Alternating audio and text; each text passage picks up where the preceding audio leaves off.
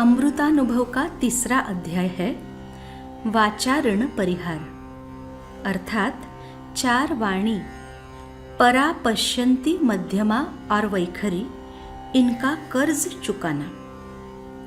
जैसा कि श्री माता जी ने हमें बताया है कि जो ध्वनि हमारे गले से निकलती है उसका स्रोत हमारे मूलाधार में यानी हमारे रीढ़ की हड्डी के सबसे निचले हिस्से में होता है। वहां उसे परा कहा जाता है। फिर वही वाणी जब उठकर हृदय में आती है तो मध्यमा कहलाती है।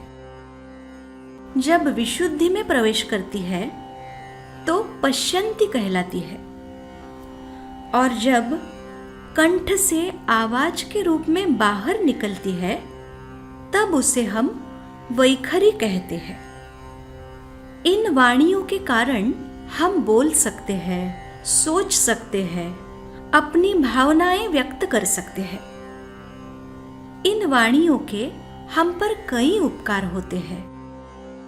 इन्हीं उपकारों के कारण ये चारों वाणियां हम पर अधिकार जमाते हैं और हम पर कई बंधन डालते हैं, जैसे हमारा अहंकार, इच्छाएं, विचार, धारणाएं, आदतें। इसलिए इन उपकारों का भुगतान किया जाना चाहिए, अन्यथा हम इनके बंधनों से कभी मुक्त नहीं हो पाएंगे। इन बंधनों से मुक्त होने का अर्थ मौन धारण करना नहीं है, क्योंकि ऐसा करने पर भी ये बंधन नहीं छूटते। दूसरे अध्याय में श्री ज्ञानदेव बताते हैं कि उन्होंने गुरु वंदना करके इन चारों वाणियों का ऋण चुकाया। अब तीसरे अध्याय में इन उपकारों का ऋण कुछ और करके क्यों नहीं चुकाया जा सकता, ये वे बताते हैं।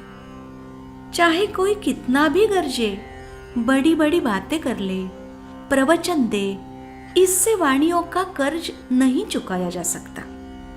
चाहे किसी को लगे कि उनमें आत्मा का ज्ञान जागृत हो गया है, तो भी उस ज्ञान में अज्ञान रूपी नींद छिपी होती है। सामान्यतः ये चारों वाणियां मनुष्य के मोक्ष प्राप्ति में सहायक होते हैं, लेकिन अज्ञानता के कारण मनुष्य गलतियां करता है। शरीर मृत होने पर हाथ पैर भी काम करना बंद करते हैं। मन के मर जाने पर इंद्रियों की भी समाप्ति हो जाती है। सूर्यास्त के साथ सूर्य की किरणें भी गायब हो जाती है।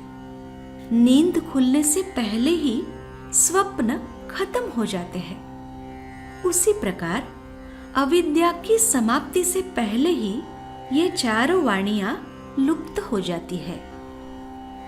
लोहा तपने पर द्रव में रूपांतरित होता है, ईंधन जलने पर अग्नि में रूपांतरित होता है, पानी में घुल जाने पर भी नमक नमकीन स्वाद के रूप में रह जाता है, सोकर उठने पर भी नींद आंखों में थकान बनकर रह जाती है।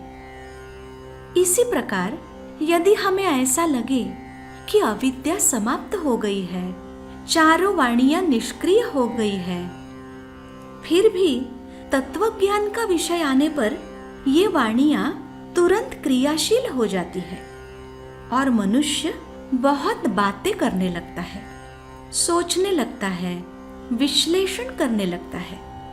लेकिन यह तत्वज्ञान की ज्योत अपने वाणियों के नियंत्रण को मारने के बाद ही अपनी चेतना में लगानी चाहिए, अर्थात हमारी धारणाएं, प्रतिक्रियाएं, संदेह, कुसंस्कार, विश्लेषण करने की आदतों को पूरी तरह से समाप्त करने के बाद ही हमें तत्वज्ञान के विषय में बातचीत करनी चाहिए।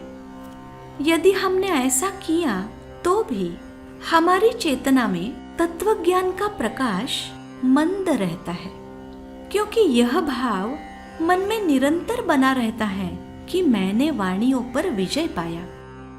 नींद हमें सपने देखने पर मजबूर करती है, और जब यह निष्क्रिय होती है तो हम जाग जाते हैं और वास्तविकता से अवगत होते हैं। इन दोनों अवस्थाओं में नींद अलग अलग रूप धारण करती है, स्वप्न अवस्था और जागृत अवस्था। यही बात अविद्या के बारे में भी सच है। जब वह हमारे भीतर जागृत रहती है तब हम गलतियां करते हैं, और जब वह मर जाती है तो हम में सूक्ष्म अहंकार आता है कि हमने उसे मार डाला। जीवित हो या मृत, अविद्या मनुष्य को जकड़ कर रखती है। जीवित रहते हुए यह मनुष्य को कर्म में बांध कर रखती है, और मरने पर यह मोक्ष के बंधन में डालती है।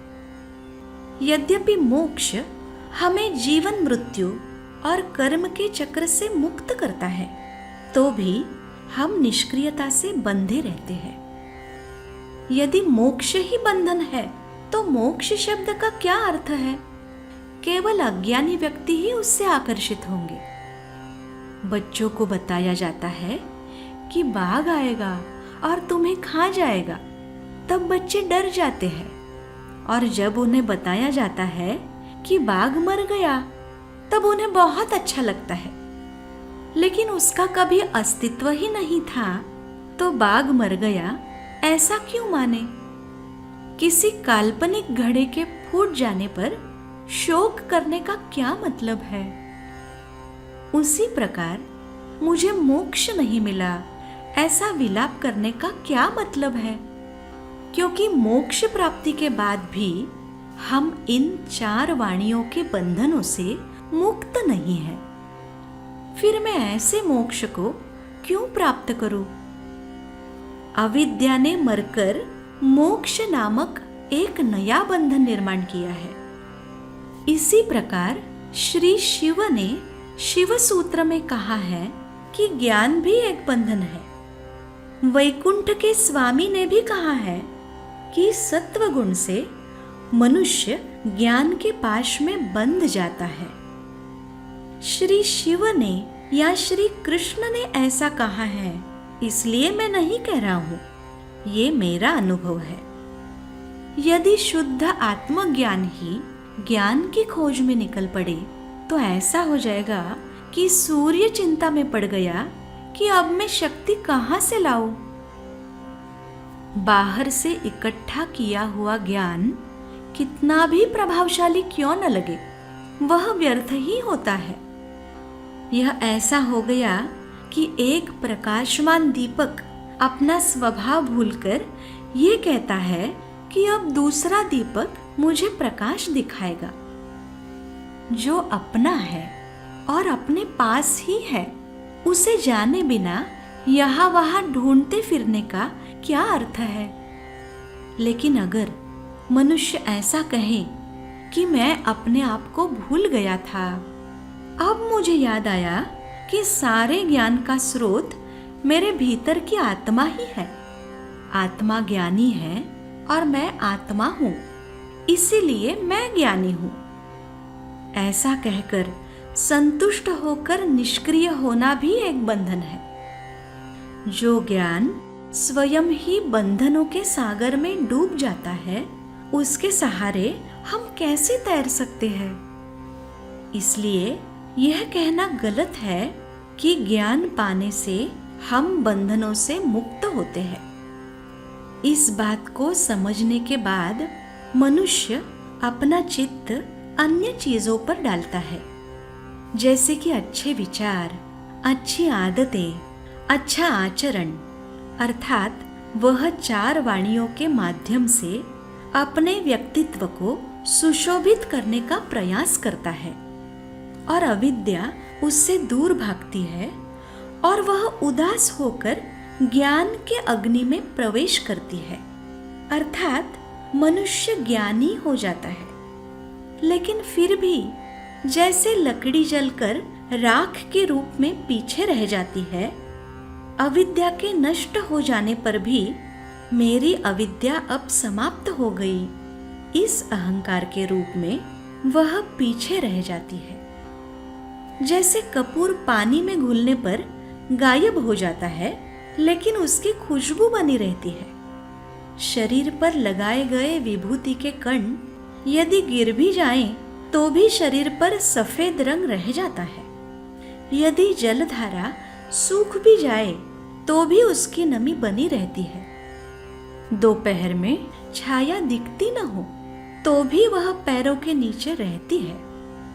भले ही हम अपने अंदर सूक्ष्मता और स्थूलता के द्वैत को समाप्त कर दे, यानी स्वयं पर विजय पाले, फिर भी स्वयं पर विजय पाने का अहंकार बना रहता है।